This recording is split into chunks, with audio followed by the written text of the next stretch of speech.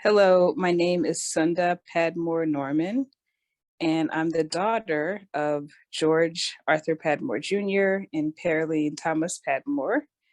My father's father was George Padmore Sr., and his mother was Edith May Wiles Padmore. My great great grandparents emigrated from Barbados to Liberia. My favorite memory of my paternal grandparents was probably there's several, but they used to come from Liberia and they would stay with us for weeks and months at a time. And I just have great memories of baking in the kitchen with my grandmother. She taught me how to make her homemade from scratch shortbread biscuits. She also made pawpaw tarts and pawpaw pies, which is something that I had never had, and that just was the best thing ever. So I just remember a lot of fun times in the kitchen, baking, and a lot of great family dinners where we would sit around the table for hours talking and laughing. My grandmother, Edith May Wiles Padmore, was just the consummate caregiver and mother figure. She was, I remember her laugh, I remember her voice, and it just sounded light and it just was soothing and comforting. She exuded love, she exuded maternity, and I could really sense very intuitively as a child how very much she loved her children, how much she loved my father, and how much she loved me and my siblings. I also saw how she took care of her husband and those that she loved. So that's I just think she was the consummate caregiver, mother, family woman. I learned as I got older that she also was someone who was ahead of her time in terms of being a career woman. I didn't see those things as a child, living in the home with her, but she was extremely intelligent, hardworking, and brave to accomplish all the things she did in her time. My father, George Arthur Pamela Jr., was a trained attorney. He went to Brown University for his undergraduate training and started law school at Boston University and decided to transfer to be home back in Liberia. So he transferred and back to University of Liberia School of Law, where he got his law degree. I know in the early days he was a practicing attorney mainly, and eventually continued to practice law, but then went to work for Liberia Amusements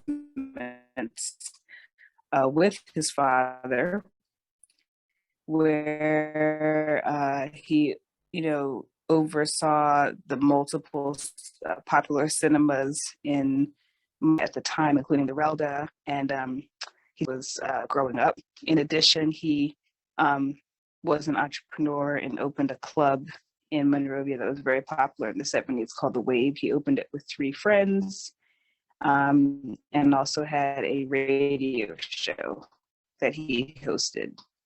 When our family suddenly had to move to the States in 1980, their whole world was just turned upside down, and he had to shift and find a new path when he came to the States. We moved to Delaware, and once in Delaware, he began working more in the insurance industry and was in insurance sales for years, many years.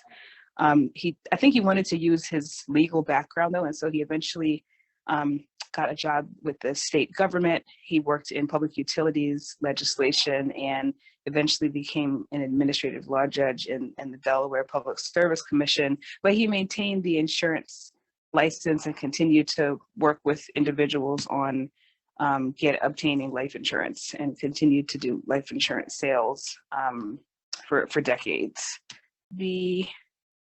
Some of the important things I learned from my parents would be putting family first. I learned about the importance of education.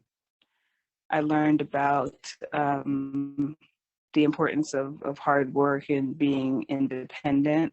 As a woman, even more particularly important, it is to gain independence as a woman in our society. And they definitely taught me about faith. We were very regular churchgoers as well. Our church life was a big part of our life as I was growing up.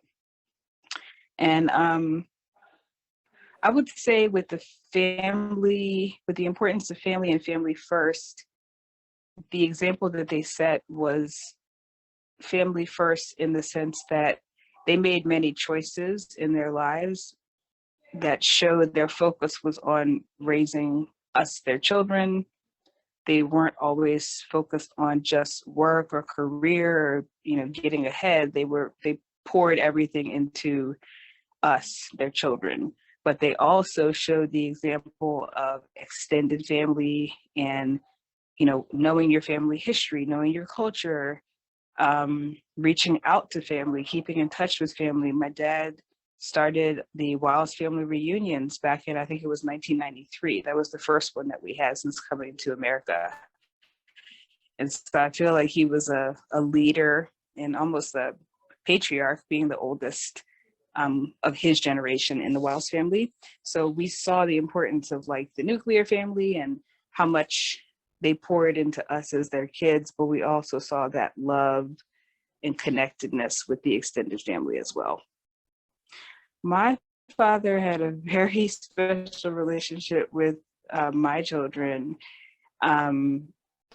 He loved children, and I could see some of my cousins and other family members who had children before I had kids. I could see how he was like, the doting uncle and all of that, and the doting godfather with some born, especially the first grandchild.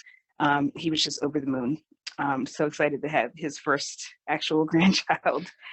And with both girls, almost every other weekend, they were coming down from Delaware when we lived in Maryland to see the girls, at every birthday party, at every dance recital. Once we moved to North Carolina, and I would take the girls to their practices for dance or whatever activity they were doing at the time. Anytime the girls were sick, anytime, somebody left, got their shirt messy and needed a new shirt at school, pop up was the one getting in the car and picking them up, bringing them what they needed. He was just a very, very devoted grandfather. And not just to my girls, to Shirley's girls as well. They didn't have the luxury of being able to see Olivia and Ava as often, but they would fly out there a few times a year. And I know they made it to a few grandparents' day celebrations at Shirley's girls' schools as well. How did he impact me? I think that one of the best things you can do for a child is to make them feel unconditionally loved and make them feel valued. And I think that that's the basis for developing so much of a sense of confidence and self-worth that can lead you on the right track in life. And I think that that's what he did for me. He made me feel very special, very valued, very loved.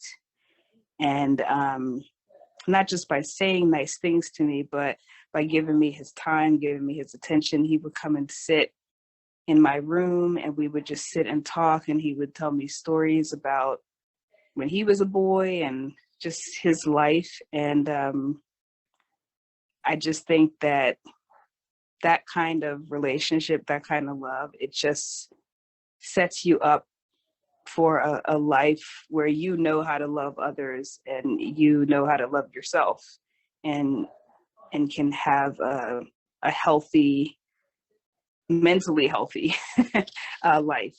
when you've had a parent pour that kind of love into you. My dad always was into jazz, into music, and just being the cool character, and he kind of prided himself on being cool. And I think the theme party we threw for his 70th birthday was The Art of Cool or something like that, after one of his favorite albums. And he really liked good music. But I remember, I think I was like 12 years old, and I had this very strange obsession with this cheesy 1960s music group called the Monkees. And my whole family made fun of me for liking the Monkees. And the Monkees had a reunion tour, and they actually came to Philadelphia. And my dad took me to that concert, which was so sweet of him to do because of how much he hated the Monkees, and he would never be caught dead at a Monkees concert. And we were up in that stadium. I'm trying to remember the name of the stadium in Philadelphia right now. I think it was Veterans Stadium at the time, which doesn't exist anymore. And we were up there. Daddy was up there dancing in the stands at a Monkees concert. And if I had had video and could tape him up there trying to dance around just to get me up and having fun at the concert, I probably could have blackmailed him with that. But the reality is he was just trying to get his kid to get up and have a good time. But I know if he could have been caught on video, he would have probably destroyed that video. So that's probably one of the funnier memories I have of him. It was very clear from day one that my parents felt very strongly about education. I think that was instilled in them when they were being raised by their parents. Both of them went to boarding schools in their teens. My mother went to Europe. My dad was in the Massachusetts area for boarding school when they were teens. And so it was very, very clear from day one that, we had to go to school, be our best. And it was very critical for us to not just do college, but to even pursue, advanced studies beyond college. It wasn't even a question, are you going to college? It was just, this is just what we do. And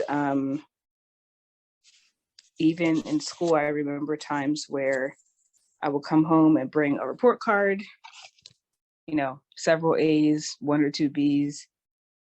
I don't remember too much positive reinforcement of good job getting some A's. It was, why do you have any B's?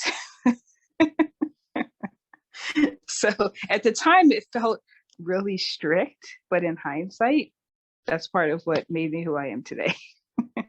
My greatest mentor, I've had several. I don't know that I've had one greatest because I would say in high school, I had a teacher at my school that was a mentor. She was an English teacher, and she was a very strict teacher.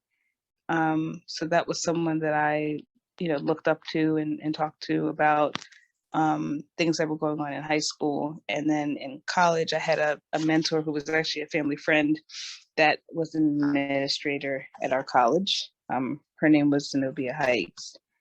And then I would say, throughout my career, there's been different people that I've, identified as mentors, depending on where I was at the time in my career. So I don't really think that I have just one mentor. In terms of my education and career, I decided, even as a child, I was interested in medicine. I went through a few different, thoughts as I went through high school and even college of different career choices, but ended up deciding at the end of the day that I wanted to go into the field of medicine. I wasn't clear on what specialty, but decided to go to medical school after I graduated from college. And once there, I realized I liked so many different aspects of medicine that I ended up going into family medicine, which is just a very broad and general type of specialty. So I currently am practicing in the Duke Primary Care Network in North Carolina, the Raleigh-Durham area. And prior to being in this health network, I worked in community health, and I served a lot of underserved communities that, in many cases were low income. Many of my patients were immigrants. Many of my patients were potentially undocumented as well. And it was a really great experience. And I got to work with some of the neediest populations. But once my family decided to move to North Carolina, I kind of went into a different practice setting. And I have done really well in the Duke network and really enjoy, um, working with a different community for a change, just a change of pace. I do still serve some underserved patients, which is important to me to do that, to provide that service. But I have more of a community-based practice now with more of a suburban type setting. And a couple of years ago, I was promoted. And so now I'm medical director of a practice within the Duke network. It's actually one of the newest practices in our network. So I got to get the experience of opening up a new practice and onboarding new doctors and training them and training a new team. So definitely enjoying that work and getting to do some teaching as well of Duke medical students and Duke physician assistant students. For me personally, I definitely saw, evidence of racism, bias, definitely microaggressions in my time in college, med school, residency. I will say, I think because in my specialty, there's a little bit more diversity, meaning there's a lot more women in my specialty. And you do see some people of color definitely in my specialty. I don't feel like there's been as many challenges. I think there's certain specialties where there's so few women or so few people of African or Latino descent. I think there's a lot more barriers that are placed to get ahead. I won't say that that's been my specific experience. I have been in, I would say every practice I've been in, a leader has sought to promote me to be a leader, even before I felt ready. So I can't really say I felt like I was being held back or had all these barriers to think that personally, that as a woman of color, but who's of African descent, I feel like to a certain extent, in contrast to African Americans, I think there might be certain advantages because this is just my perspective. I feel like sometimes there's maybe more willingness, more openness on the part of Black immigrants from the diaspora, whether it be Caribbean or African. There's more openness on our part many times to engage with our white counterparts because there isn't as much history and some of the baggage that African Americans have had to deal with. And then on the flip side, I think sometimes white Americans might treat Black people who've come from Africa or the Caribbean differently than how they treat Black Americans. That's just one of my perceptions that I've made. So I feel like you're almost more at a disadvantage if you're African American than if you're an African. I think when you come from a country where everyone looks like you and there's people achieving excellence and leadership and academic achievement who look like you don't, and you're being told by your parents, you can do this. You have to do this. This is what we do in our family. You have these high expectations being set. You're not going to question whether or not you can do it. It's more like, oh, well, do I want to do this thing or do I want to do that thing? But many of our African American counterparts, they might be the first person to go to college in their entire family. They're overcoming so much just psychologically. And also, when you think about the resources that some, not all, not most, but some immigrants have as well to provide their kids the support that they need and all of that. So yeah, but I mean, I think just any person of color from an underrepresented group has barriers to overcome in this country, period. But I feel like that mindset is everything. And I think a lot of the immigrants don't have some of the psychological things holding them back because of just hundreds of years of just being oppressed, like our African American counterparts. Yeah, I mean, I can't say enough about preventive health. An ounce of prevention is a pound of cure is such a true statement. Early detection can be life-saving.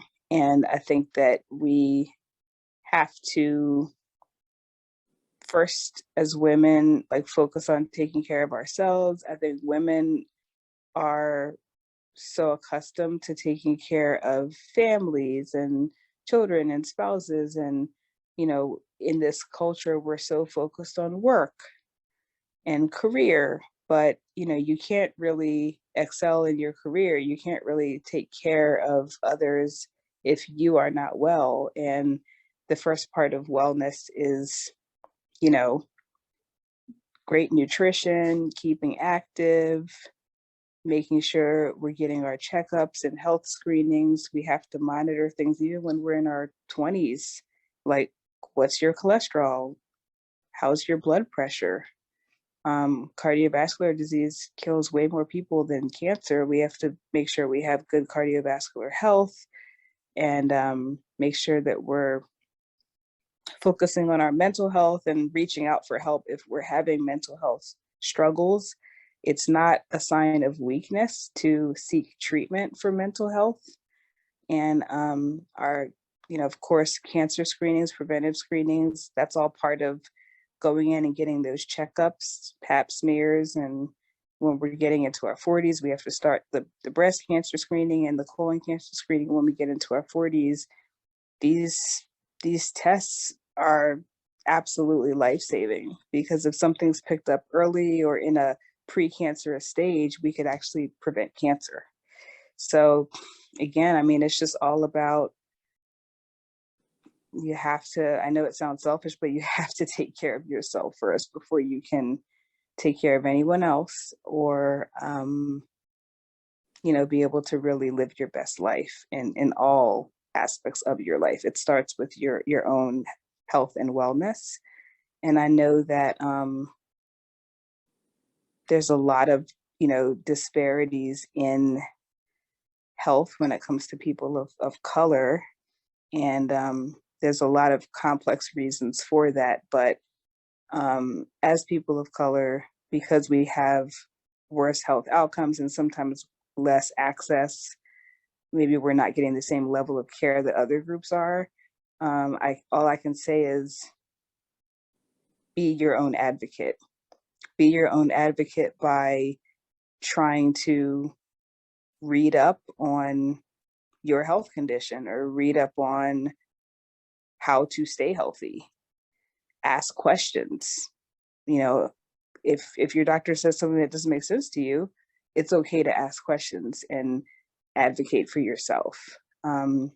Seek a second opinion if you don't really feel comfortable with what your doctor's telling you. 100%. hard because there's so many options. Um, I'm just gonna still have to say cassava leaf. And food, that's difficult because there's so many great choices, but I would have to say cassava leaves, but made with olive oil, not palm oil. Because I love check rice and fish gravy and I love potato greens. I don't even know what to tell you. We are hoping to go to Liberia in 2023. We're targeting December, and my daughter and I will be working on some sort of project, most likely with Isaac A. David School, while we're there. I think my father will want to be remembered as a family man, period. Future generations can show gratitude to our ancestors by doing exactly what you're doing now, which is we honor our ancestors by learning about them and teaching our descendants about them and just kind of sharing those stories through oral tradition. And I think just living our best lives and making the world better than how we found it. I think just every family wants to see that the next generation is, you know, reaching farther heights than they did. And we want to see progress. We want to see evolution.